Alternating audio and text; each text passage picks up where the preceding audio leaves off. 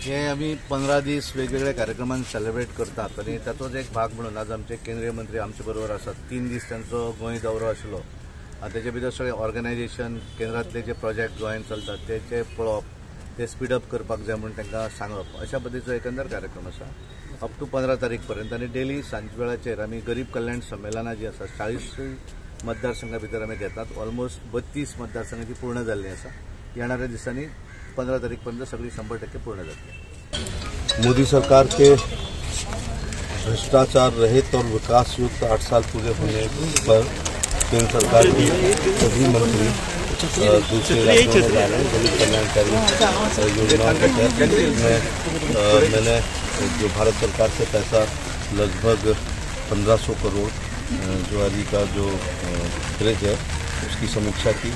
इसके साथ जो लाभार्थी हैं साउथ गोवा में वहाँ पर एक सम्मेलन किया जिसमें पार्टी वर्कर के साथ लाभार्थियों की बड़ी संख्या में थी।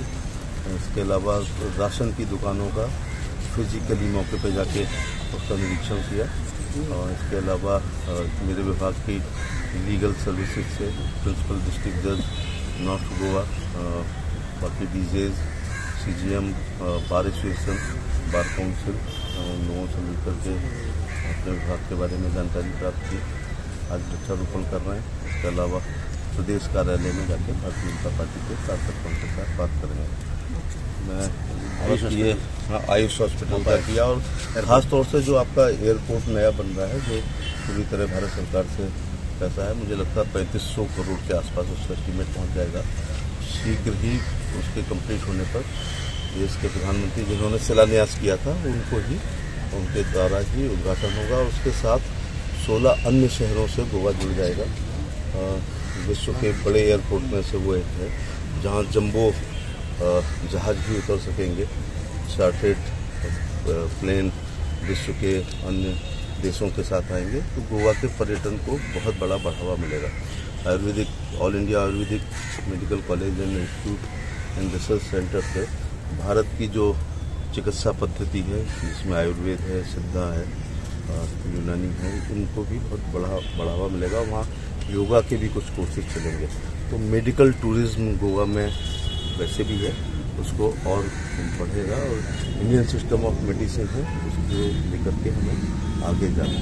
तो मैं प्रधानमंत्री जी का धन्यवाद देना चाहूँगा। आप पूछेंगे कि क्या बड़ी उपलब्धि है। सबसे बड़ी उपलब्धि है कि जो लुटियन जोन है जहाँ केंद्र सरकार के ऑफिस होते हैं वो काजल की कोठरी है। कोई व्यक्ति 8 साल से उस काजल की कोठरी में हो और उसके दामन पर एक काला दाग ना हो। ऐसा कोई फकीर टाइप का आदमी या परमहंस या औघड़ बाबा होते हैं ना, वही 8 साल जो है भ्रष्टाचार रहित सरकार चला सकते हैं। क्योंकि कांग्रेस की पहली पंचवर्षीय योजना में कृष्णा मेनन का जीव घोटाला हो गया था, फिर बोफोर्स हुआ राजीव गांधी के ज़माने में, फिर मनमोहन सिंह के समारोह में 2G 3G कोयला कॉमनवेल्थ जैसे भ्रष्टाचार हुए थे।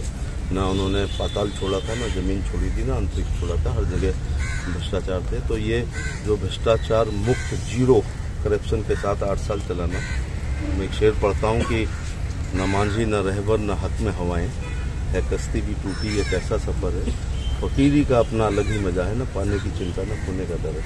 हमारे प्रधानमंत्री ऐसी हैं कि न उनको कोई चीज़ पाने की चाहत है, न खोने का कभी डर सताता है। इसलिए गरीब कल्याणकारी योजना है। और गोवा सरकार के बारे में कहना चाहूँगा कि जितनी अच्छी योजनाएं केंद्र सरकार की पॉलिसी फॉर पुअर्स है उतनी ही अच्छी योजनाएं भारतीय जनता पार्टी की गोवा की सरकार की। और मैं स्टडी करके जा रहा हूँ, कई ऐसी योजनाएं हैं जिसको हम अपने राज्य में भी लागू करने का प्रयास करेंगे। जैसे एनिमल हस्बेंड्री की बहुत बड़ी सब्सिडी है, दूध के ऊपर 40% की सब्सिडी दी जा रही है। लाडली योजना बहुत अच्छी है। और जो आपका मेडिकल का आयुष्मान के अलावा भी पंडित दीनदयाल उपाध्याय के नाम से योजना चल रही है। और जो गृह आधार है जिसमें महिलाओं को 1500 रुपये महीने मिलते हैं। ओल्ड एज पेंशन यहाँ बहुत अच्छी है, विडो पेंशन यहाँ पर बहुत अच्छी है। बहुत अच्छा जो मुझे लगा, राशन की दुकानों पर बिल्कुल कोई घटतौली नहीं होती है, कोई मिलावट नहीं होती है, बल्कि जो भी वहाँ स्टेक होल्डर्स मिले थे मैंने 3 राशन की दुकानें देखी हैं, तीनों पर उन्होंने और सडनली बिना प्रोग्राम दिए गया हूँ तो लोगों ने तारीफ की है।